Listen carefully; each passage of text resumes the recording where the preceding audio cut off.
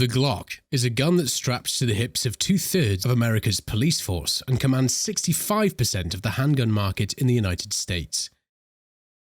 Its creator, Gaston Glock, survived assassination attempts, saw his gun used by overseas dictators, and watched as his gun became the cultural phenomenon that it is today. This is the story of how one man and his Glock conquered the world of guns. You've seen the Glock everywhere, from movies Get yourself a Glock, lose that nickel-plated sissy fist. to songs. But before Glock became synonymous with the gun, it was the last name of an Austrian mechanical engineer. He and his wife Helga operated a small side business out of their home garage, making knives and bayonets for the Austrian Ministry of Defense. In 1980, Gaston overheard a conversation between military officials about a contract to produce new sidearms for the army. He asked if he could compete, and the officials tried to deny his request, explaining the complexity of the tasks.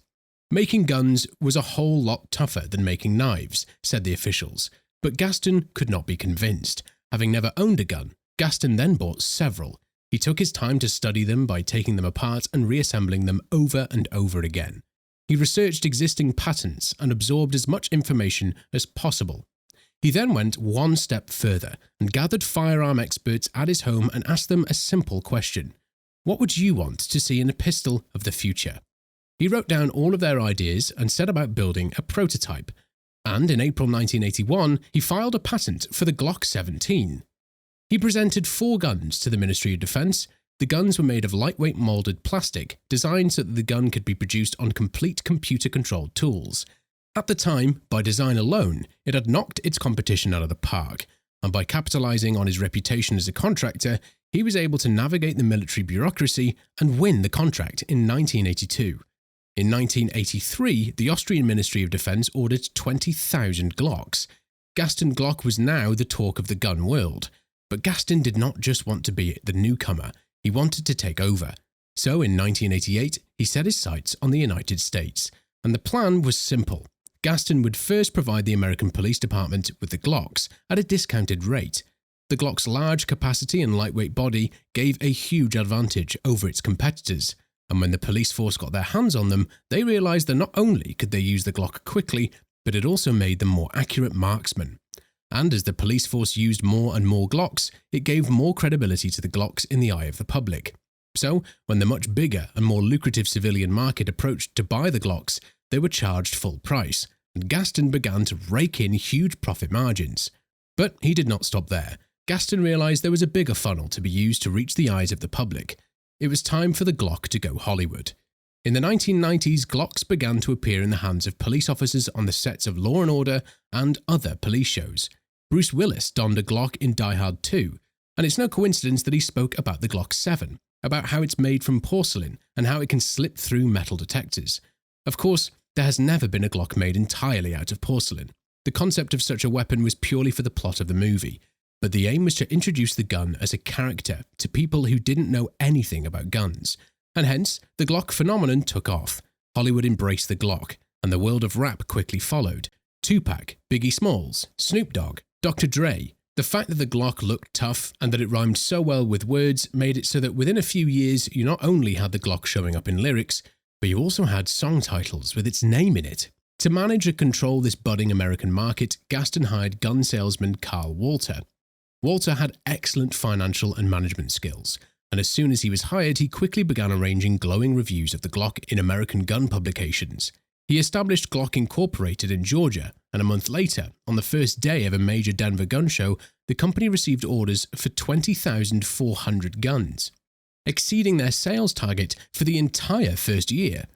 This was a huge success, but what lay ahead for Walter and Gaston was the perfect storm that they themselves did not predict.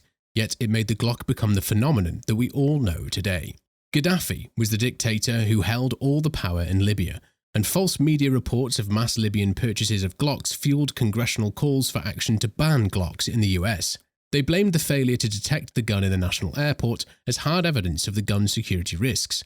But the National Rifle Association, or the NRA, jumped to the defense of the gun.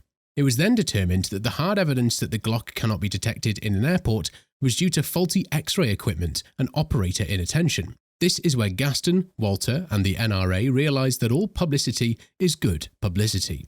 High-profile enmity from anti-gun forces is the best publicity of all. Orders from public and private buyers rolled in, thanks to the hysteria. Glock got an estimated $5 million worth of advertising for free. As Congress began talks of limiting both weapons and magazine capacity, Glock pushed production to the max. As the threats of the ban continued, Glock raised the prices of the guns and the large-capacity magazines. Profits were rising exponentially. The forces of supply and demand were in full swing, and seeing an opportunity to capture a new market segment, Glock began producing a smaller baby Glock marketed to women. Sales were so strong that production had difficulty keeping up.